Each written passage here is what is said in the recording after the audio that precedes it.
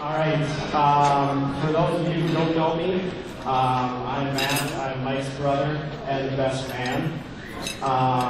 Before we get started here, I'd like to propose a toast here to Margot's parents and my parents for making this night possible and all that they've helped out with. So here's to them. Here. Here's to you. Speaking of my parents, as we grew up, me, Mike, and Sarah, it seemed like they always had everything all planned out.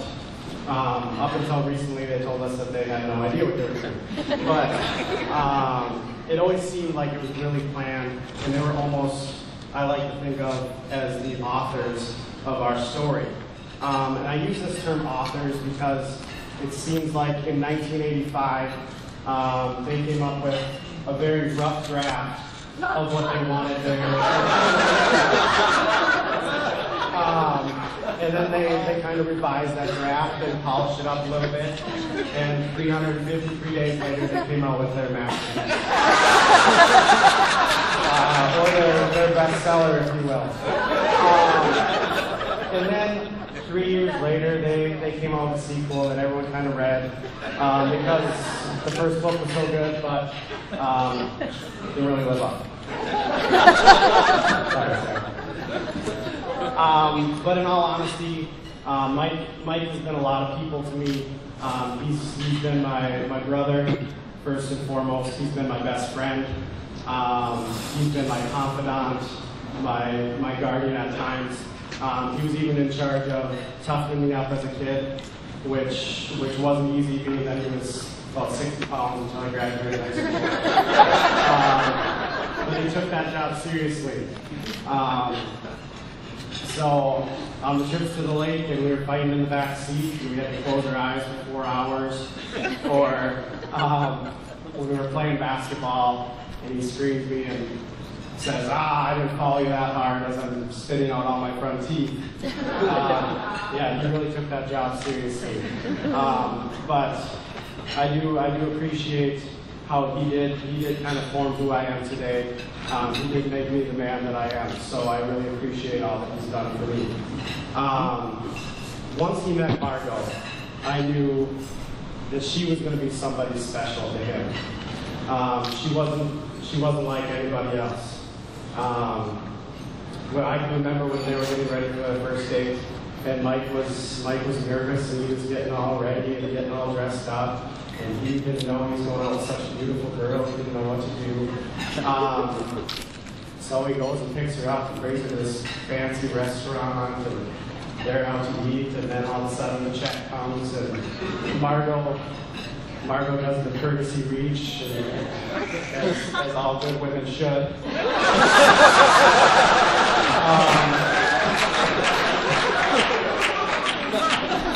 And then I can't remember. What happened next after that? I forgot my wallet. Mike forgot his wallet. So Margot had to pay for the entire date. And then, so he's dropping her off at home, and he's like, well, it didn't really go that well. And so he didn't want to go in for the kiss, but he really wanted to hold on to her, so he wanted to do something. And then I can't quite remember what happened after that,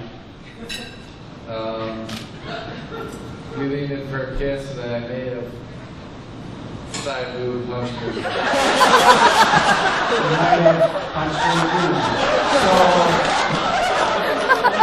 when he came home, that was a pretty tough night. Thought he might have messed that one up a little bit.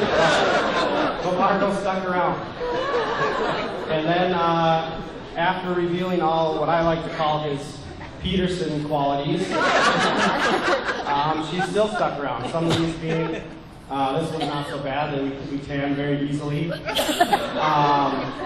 We never lose at a card game, mostly because we just cheat until something good. And we always like to be right, all the time. It doesn't matter. Petersons, you're with me here. And I'm going to ask for a little audience participation here too. If you've ever dated or been married To a Peterson, I would like you to stand up just for a second. Don't be bashful. Stand up, everybody look. Margot, you're married. Ever dated or been married to?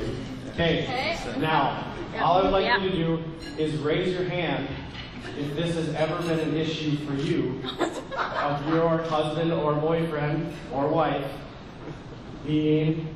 always being right. Raise your hand. 100%.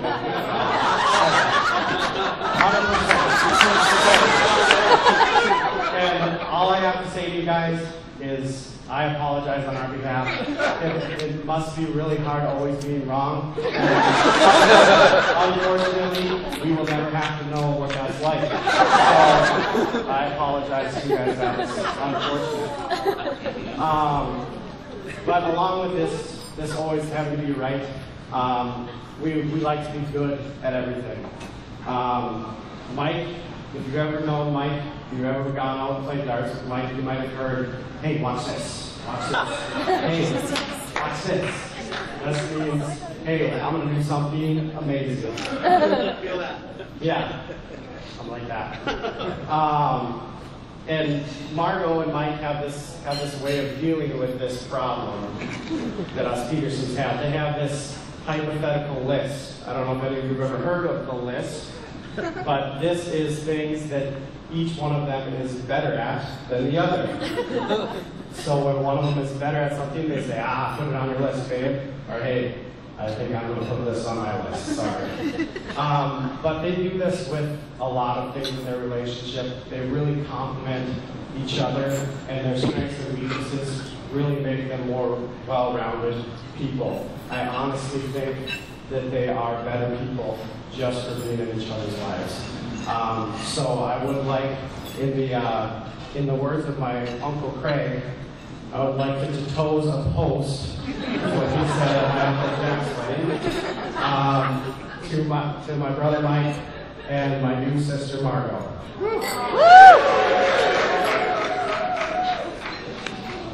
When Margot and I first met in choir, our freshman year at Concordia, if someone had told me that this peppy blonde soprano sorority girl and I would be the close friends we are today, I wouldn't have believed them. But I soon realized that Margot and I had a lot in common, and we had lots of fun together. So although I wasn't a sorority girl, Margot quickly became like a sister to me. Those who know Margot know how incredibly thoughtful and caring she is. I've always been able to count on Margot as a reliable and trustworthy friend and sister. College presented many challenges for both of us. We supported and encouraged one another and pushed through, and now look at our success. She has a fabulous job. I just got a job as well, and we did it! High five! And we're happy. But I've always been able to count on Margot for fun and good times, especially when it's just the two of us. Unknown fact for many of you, we had a radio show at Concordia. Quite popular. A good mix of Michael Jackson, 90s, R&B, whatever we felt like Backstreet Boys on the same But it was our 5 minutes of fame, and we loved it. It was our little bonding time, even if no one was listening. It was just our hour and a half to be just chilling and listening to music and chit-chat and make it up whatever we wanted.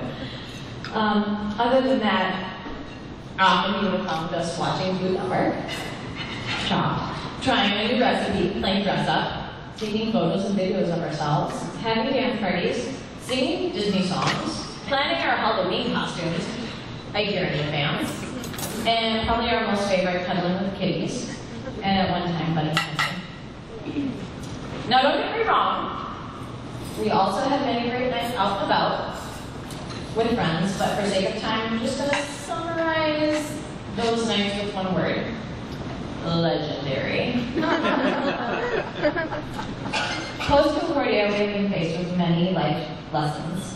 We're at a distance now, but there's never a doubt in my mind that you will always be there for me. And even though we don't see each other as much, when we do, our good times together continue as if we just crossed paths. Mike, I put you through all the tests, even though you may not have known all that you went through. But I'm overjoyed that she has you. You love her deeply. You take such good care of her, and you make her incredibly happy. And I'm very excited for your future. Margot, thank you for being an incredible friend and sister. I'm an only child. Most as I get. Sister to me, I am delighted and honored to be by your side today to make a promise of love and commitment to me. A long time ago, I searched our friendship on Facebook. If you know, you can go to your friends and you can like see friendship. And I found a post. A long time ago, before you even met Mike, you had this thing that wasn't even on your Pinterest board. You planned your dream wedding and you said that you wanted a horse-drawn carriage like Cinderella. I don't think our party bus was quite like that, but that's right. So you didn't get that quite as your budget, but I think you found it instructive. And I'm very excited for you. Cheers to Mike and Margot and all of you here who know them in whatever way. Doesn't matter, but cheers to them and celebrations to be had. Thank you. Hi everyone, I'm Candice Morgan. I am the other Como. Check-in weekend at Concordia College is coming up, and that means it'll be 8 years since Margot and I first met each other. We were roommates freshman and sophomore year, and Margot is my very best friend. Anyone who knows me in college knows that there was a couple years in there where I wasn't very cool. And Margot stood by my side anyways. And she's always been there for me even when I didn't deserve it. And I'm so truly honored to be part of her special day. And I can't tell her how much I love you. Can't say that. So I just love you. And so I have a lot of memories with them too. Watching OC, we did that a lot. We would also just kind of do nothing. That was like our thing. Was doing nothing in our dorm room, staying up until like way past normal, and not doing our homework because we're just homework freshman year. And yeah, so we kind of brought that all together. But what I want to say is that Margot, if you know Margot, she's kind of a rapper. She has a way of words, right? She's really good. She's like one rap battle. I am not one of those people. However, I have written something in honor of Mike and Margot, and I hope you guys like it. Oh my gosh. Oh my gosh. I'm not gonna rap, it's just like a poem. Okay.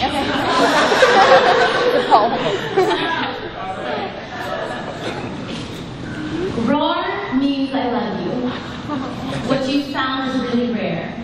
Today you said I do, and I have some lovely words to share. The Concordia College roommate matching system did something right. How could they possibly know that Margot and Candice is super tight? Our room was pink, had a man wall, and you were the giraffe to my koala bear. You taught me smoky eyes and how to rhyme. For Halloween, what to wear. Memories like skipping class on Wednesdays, dinnering, and trips to Walmart. But Margot, I'll never forget the ways you have truly touched my heart. Beautiful and kind, you're one hell of a catch. And even though eHarmony said no, God, you might was your perfect catch. She did eHarmony and did it for like 3 hours, and they rejected her. It's true. I remember that. And Mike, I know you will take care of your trophy wife. We're both pretty lucky to have our best friend for life. I wish you both love and happiness forever. Although sometimes you may bicker, but congrats today on tying the knot. For that, we will raise up our liquor.